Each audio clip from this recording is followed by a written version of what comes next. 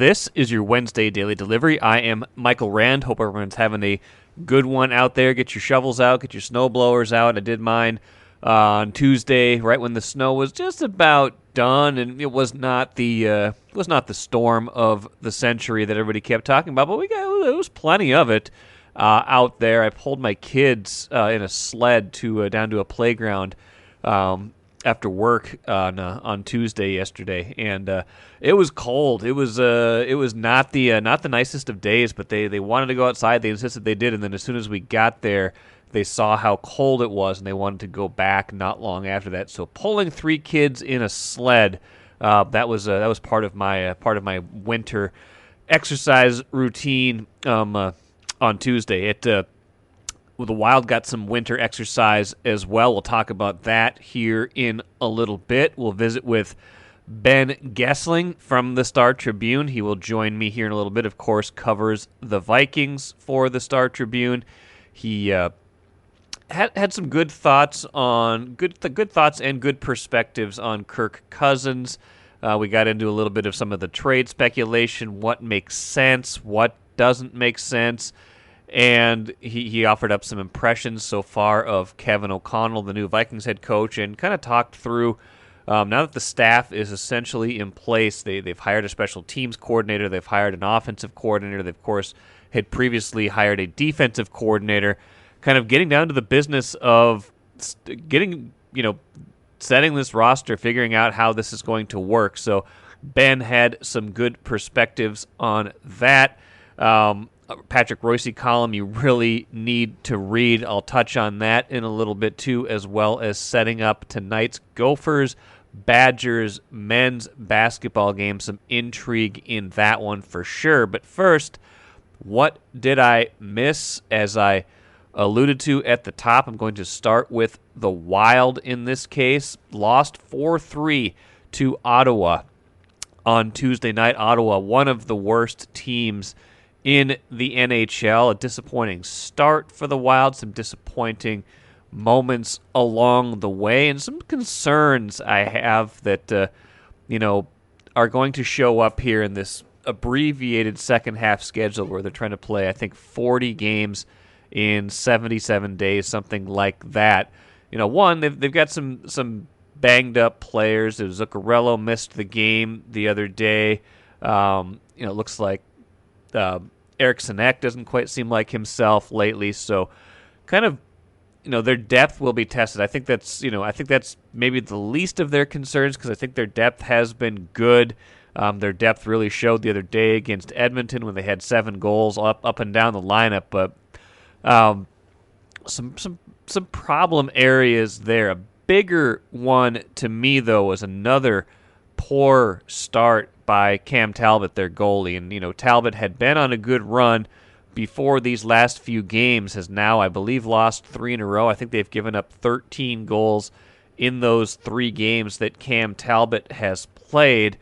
Kaapo Kähkönen has been better lately, especially, than Cam Talbot, but really on the balance of this season, I would say Kaapo Kähkönen has been the better goalie. Now, the workload has been different. Cam Talbot has, played, the split is probably more like 60-40 or something like that in terms of minutes played. And there's not necessarily a rhyme or reason to when Talbot plays, when Kähkönen plays. Maybe that's part of the issue here, but, Kähkönen had been putting together some pretty good performances lately. Talbot has not. Talbot gets the nod against Ottawa, and it does not go well. So I'm interested in kind of how this goalie thing shakes out down the stretch, because they're going to need both these guys, of course. We've talked about that a number of times, including, last time I had Sarah McClellan on, just how much the depth of, having 2 capable goalies at least will help them in the regular season when they do have this compressed schedule. Now, the flip side of that is this is absolutely going to be a playoff team. Barring something ridiculous happening, this is going to be a team that makes the playoffs and that has aspirations of making a playoff run. If the playoffs started today, who would be the Wild's starting playoff goalie? I don't know if you have the answer to that question. They don't need to have the answer to that question yet. And I think the problem is that I don't know that they have a top line caliber playoff goalie on the roster. I think they have two good goalies, two capable goalies, two guys that, will get the job done night in and night out. But if you just had to ask the question, who do you trust the most in the playoffs? Who should get the nod? Who do you think could go win you a playoff series? I don't know if the answer exists on their roster. So I think at some point, maybe Kähkönen continues to evolve. I think that's their biggest hope, is that he's been good this year, and hopefully he gets better and kind of takes control maybe of that number one spot instead of Cam Talbot.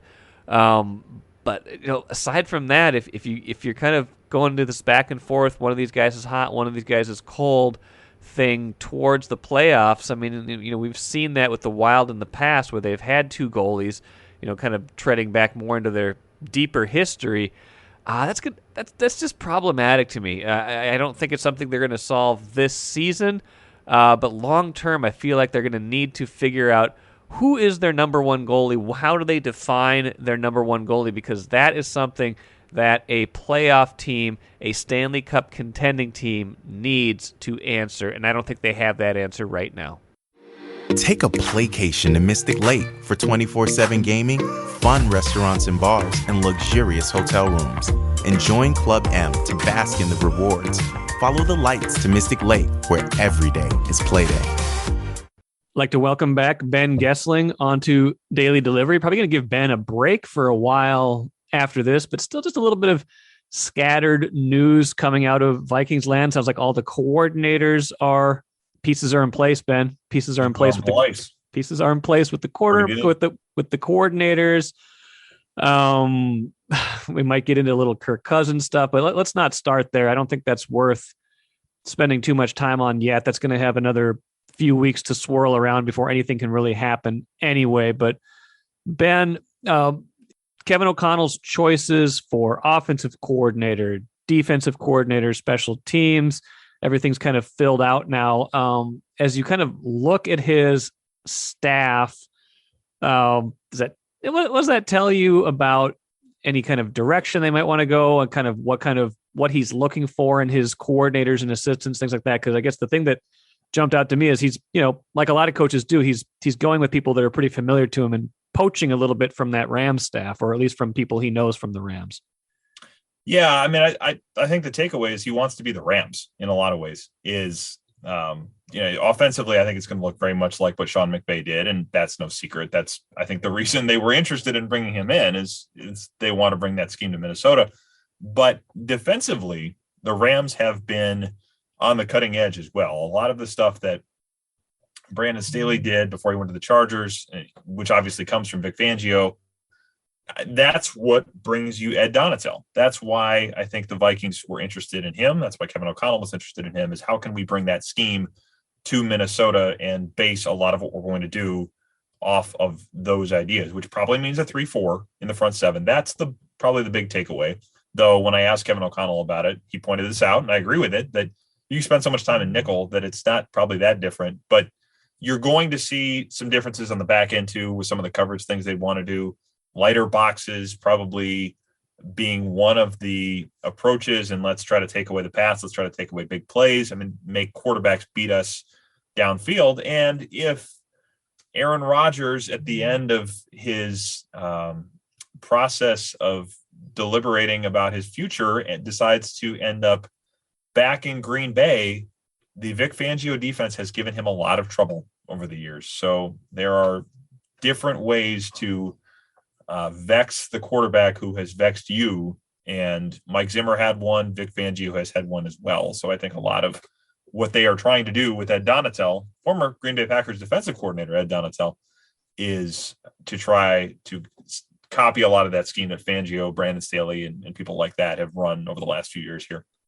Now, one thing I feel like I remember seeing statistically analyzed was that for as good as Zimmer's defenses were over the years before these last 2 years, the look they gave you essentially at the beginning of the play was generally the look they stayed in. They, aside from, the double A gap blitz look kind of giving you something to think about, that there weren't a lot of disguises in the defense. And it does sound like O'Connell is a believer in, well, I can't remember what the term was. I think it was more applied to the offense than defense. The illusion of complexity. Illusion of complexity. There it is. Yes. If maybe that applies to how he likes his defense to be too, where he wants to make you think about a lot of different things, and understanding that that's hard for him to scheme against offensively, and maybe that's an approach he'd like his defense to take as well. Yeah, I think that's it. And I think the 3-4 probably allows you to do a little bit more in terms of moving players around, moving the pieces to different places to continue the far bit. I think that's a lot of what you're hoping to do. And probably you can bring pressure from different spots. Zimmer did a lot of that, where you have, okay, who's coming, who's backing out. A lot of those fundamentals of that scheme were what made it so good over the years. But yeah, I think you probably have safeties moving a little bit more. Probably different looks for both of them, maybe not just Harrison Smith. I think you're probably going to see some of those things come into the scheme a little bit more frequently than you have in the past. I mean, the Rams certainly did that with their safeties in the past couple of years, and you need the personnel to pull it off. But I think that's a lot of what the approach is going to be. Yeah, is trying to move people around and make it look like one thing and then change it to something else post snap. Now he hires Wade Phillips' son to run the offense, someone from he's familiar with from his time with the Rams, and offensive coordinator won't call the plays. He has said he will call the plays, but still an important position on a team, even when you have an offensive coach. I'm just curious, is that kind of those two being in lockstep, or do you imagine that Phillips will be able to kind of bring some of his own thinking into this mix as well? Yeah, I mean, I think there'll be some of that. I imagine it'll work fairly similarly to what Sean McVay and Kevin O'Connell did in Los Angeles. I think that's probably going to be a lot of the approach. Is O'Connell is in the McVay role, I guess, of calling the plays, but Phillips is now in the O'Connell role of helping build the scheme, be another voice to kind of play off of, help put concepts in, help install the offense during the week, during training camp, all that kind of stuff. I mean, there's so much of an offensive coordinator's job that we probably don't appreciate enough, because we see things on Sundays from the ones that call plays. We see the shots of them up in the broadcast booth or on the sideline during the broadcast. But we don't see a lot of what happens during the week. And I think everybody says, well, if this guy hasn't called plays, what does he really bring to the table? I get it.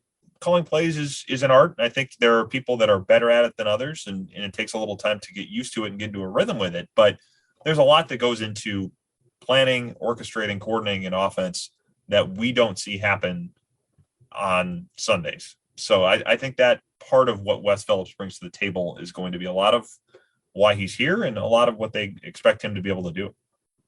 Special teams, also new special teams coordinator. So basically the staff is essentially complete now, right? We're close. I think there's still a need for a linebackers coach, if I'm not mistaken. They brought in Mike Smith from Green Bay as an outside linebackers coach. We may be getting an inside linebackers coach yet, but otherwise, I'm trying to think if there's anybody else. If we assume that, just trying to think. Yeah, I think it's mostly done. There may be a couple other kind of assistant position coaches here and there. They have to make a decision yet on, are you keeping the strength staff in place? Are you keeping all of the athletic training staff in place? I mean, some of those things that are important to players, but we probably don't pay as much attention to on the outside either, are going to have to get decided. But yeah, other than that, I think it's pretty close to being done.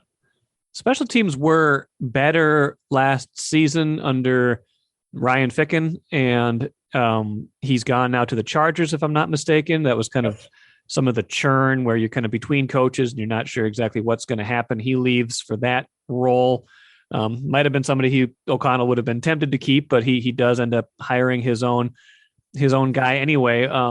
Some decisions to make there, I suppose, when you're talking about, as it's reading your story, you're talking about Jordan Berry being an unrestricted free agent. You're talking about, the kicker who was, Greg Joseph was by and large pretty good last year. Yeah. He had the very notable miss against the Cardinals. But, aside from that, bounced back pretty well. Maybe would have liked to see a few more extra points made. That's always seemed to be a problem for Vikings kickers. I don't know why, but field goal accuracy was pretty much middle of the pack, maybe a little bit better, has a big leg, hit a lot of 50-yarders. So you get the sense that that's, again, it's a new set of eyes, but I don't imagine they are necessarily in a rush to change that. But what's your impression of how happy they should be with their kicking operation at this point? Yeah, I mean, Joseph, I think, had a rough preseason from what I recall, and obviously misses the kick against the Cardinals at the end. But overall, I thought was really pretty good. I mean, especially on the longer kicks. He was 7 of 9, I believe, on kicks of 50 yards or longer. And I think was similar on kicks of 40 yards or longer. So they put him in a lot of situations where he had to go make long kicks in obviously big spots because they played so many close games. The Detroit game stands out, of course. Yeah. I mean, the one at the end to win it, to keep them from, I guess in the end, getting swept by the Lions. And, if they lose that game to Detroit early in the season, you wonder if the coaching changes and all the organizational changes would have started to happen sooner. I know there were people in the organization that were kind of preparing for that. When the Lions came down and scored, there was the thought process of, oh boy, we can go down the road and see what all of this is going to mean. And then he makes the kick after Cousins gets them in position to go win the game. He made a lot of those last year. So he'd still be relatively affordable. I would think he'd be a guy that you'd have a lot of interest in bringing back. Now, restricted free agent tenders, you have to make a decision there on how much you want to pay him. It's not a spot where they have a ton of money, so that makes it maybe a little more complicated. But I would tend to think that if Matt Daniels likes him, that you try to keep him and just try to not have that be the same kind of a problem, the same kind of uncertainty, the same kind of transition for Kevin O'Connell that it was so often for Mike Zimmer. They went through as many kickers as offensive coordinators, it seemed, but maybe not quite that many because, yeah. I mean, let's think about it for a second. It would be Blair Walsh, Kai Forbath, Daniel Carlson, Dan Bailey, Greg Joseph, right? Am I missing one? So that's 5. So they had more offensive coordinators. It depends on if you count. Do you count Kari Vidvik is the big question. That was more of a Rick kicker than it was a Zimmer kicker. They went through just about as many punters and holders too. So the operation, if they can keep the operation together, as Ryan Longwell likes to call it, the 3-man operation, it's not just the kicker. Maybe that's the way to go, because it seemed like they at least had some, if your special teams can be adequate, that's at least a good place to start.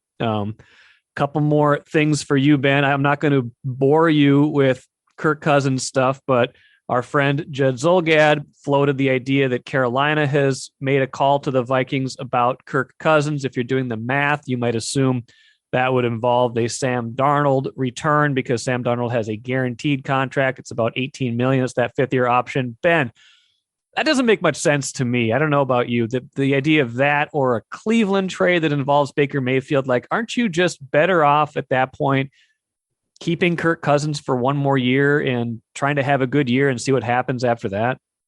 Yeah, I mean, I think that type of trade makes sense for the Panthers. Sure. And Judd, I think, reported that the Vikings kind of said, yeah, we're not that interested in that right now. Maybe, call us back if anything changes. But my sense, too, has been they are planning to keep Cousins. I don't think what we heard last week in the press conference, and maybe I'll be wrong, and maybe Old Takes Exposed can keep note of this spot in the podcast if we need to come back and check it later. But I think they're going to keep him. I think they're interested in keeping him. And I think the relationship between he and Kevin O'Connell is strong enough that you're going to start with those two working together. Now, we'll see what that means after this year. Money's going to come into that. You have to figure all those things out. But for this year specifically, which is what we'd be talking about, because all of these 3 guys are free agents after the 2022 season as it currently stands, you would save about $17 million in cap space. You'd go from a $45 million hit to a $28 million hit for your quarterbacks this year if you made that trade, Cousins for Darnold, Cousins for Mayfield, straight up. Those guys have $18 million 5th-year options. Cousins is a $45 million hit. The $10 million bonus proration stays in Minnesota, which gets you to 28.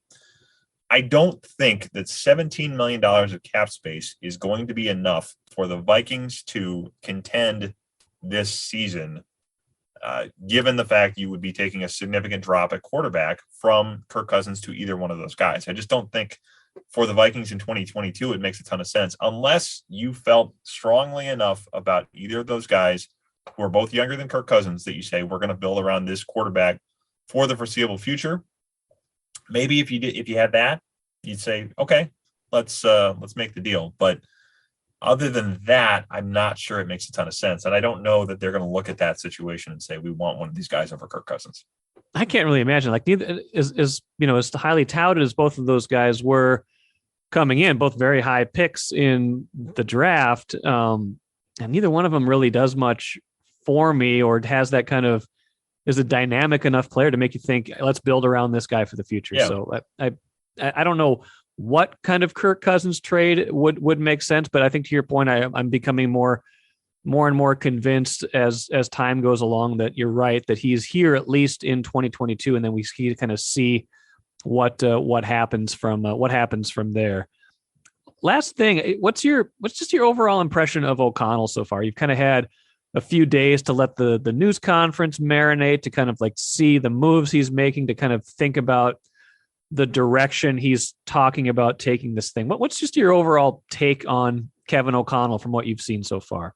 Well, I think the big takeaway for me from the press conference was there was not, I guess the takeaway, to put it this way, is how understated it was. It was not like he came in and said, I'm a fixer, or there's a new sheriff in town, or any of these sort of memorable, quote unquote, win the press conference lines. He didn't do a lot of that. It was pretty nuts and bolts. Here's what I want to do. Here's my philosophy.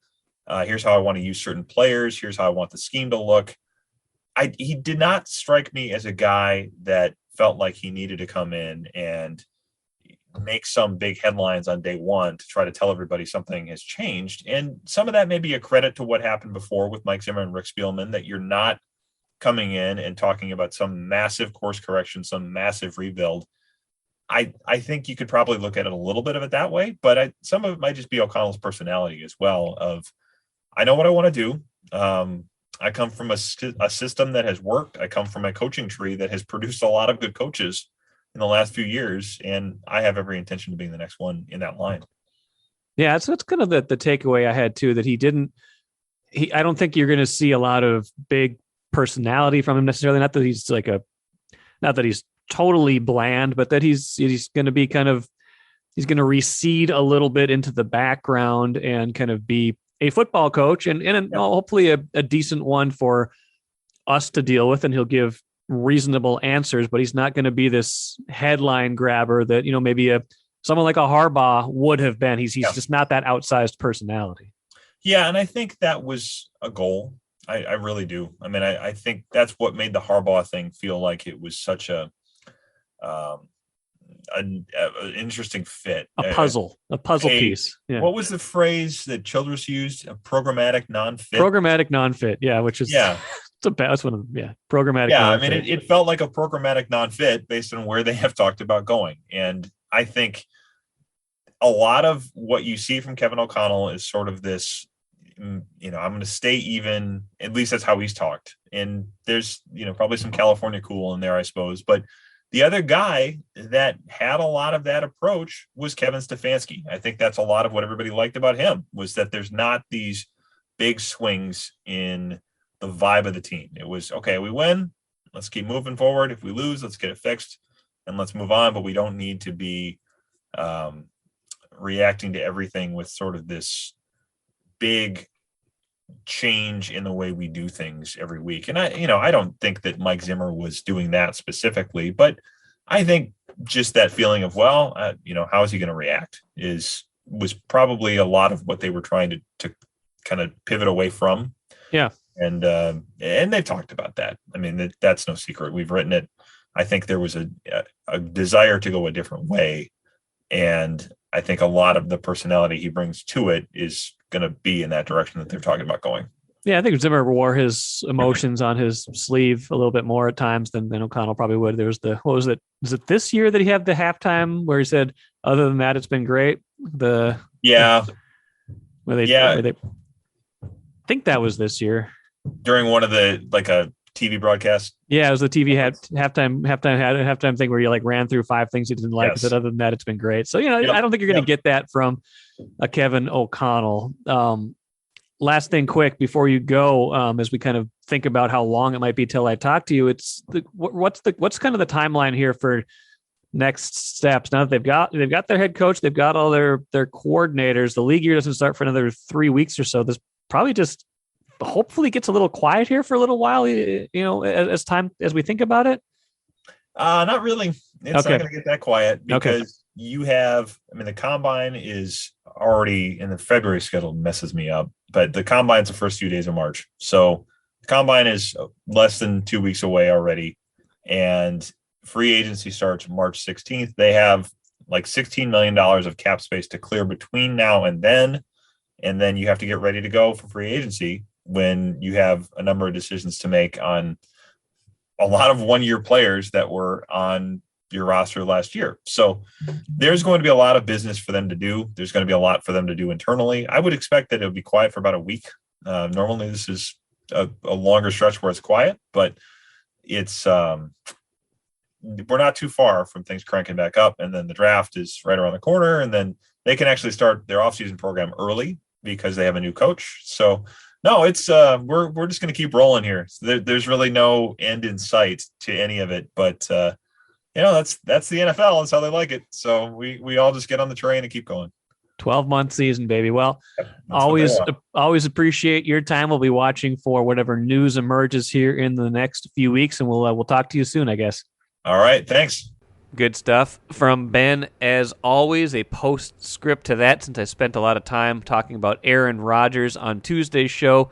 He went on the Pat McAfee show on Tuesday, tried to explain his whole Instagram gratitude post, saying there was nothing to it, that it was just an expression of gratitude, and that he'll make a decision soon about his future. I'm just so happy that we have all these outlets for Aaron Rodgers to talk and express his opinion and clarify the things he says, because I love having to parse everything he says, and love that whole process. It's just a real treat that the Green Bay quarterback is just a real treat right now. Let's move on to Gophers men's basketball. They play Wisconsin on Wednesday night, tonight as it were. Interesting game in a couple of respects. This is Wisconsin's first game, of course, since the altercation with Michigan that resulted in Juwan Howard's suspension, that resulted in some discipline for others on Wisconsin's side. Imagining they'll move past it reasonably quickly, things like that, but we'll be interested to see what their kind of emotion level is, what the just how they handle that coming out of that. That game is at Williams Arena. And the other piece of it that's interesting is that this is, of course, if you're talking about a regional model program that Ben Johnson, I would imagine, would like to copy to a certain degree, it is Wisconsin. It has been that. The Gophers have been chasing the Badgers in football and men's basketball for, probably football even longer, but at least a decade and a half, 2 decades, trying to become that consistent upper half of the Big Ten team, and they just have not been able to do it. So kind of another look at kind of what Wisconsin's model of consistency looks like and what the Gophers would like to emulate as Ben Johnson's tenure goes further into year 2, year 3, year 4. Can he establish that consistency that fans want and that he wants? Let us finish now with the cooler. Go read Patrick Reusse's column on Title IX, just kind of a journey through his history of sports writings, through his history of thinking on women's sports. That is on StarTribune.com. That is in the Star Tribune, part of a kickoff package, 50 years of Title IX. Really great work by Patrick. Some of the stuff I already knew, some of the stuff I didn't know, but I found myself nodding my head a lot and chuckling quite a bit along the way, as so often happens with a Patrick Reusse column. That will do it for today. I think I'm going to have Chris Hine on Thursday's show to kick off the post All-Star break. Timberwolves talk. They play Thursday against Memphis. Should have some good stuff coming up Friday, too. Hoping to have Adrian Heath from Minnesota United on the show. That season begins on Saturday for Minnesota United. Hard to believe, but with the World Cup this year, they're starting early and ending earlier than usual. So hopefully Adrian Heath will have some great perspectives on the 2022 Loons. That will do it for today. Thanks for listening. We'll see you again on Thursday.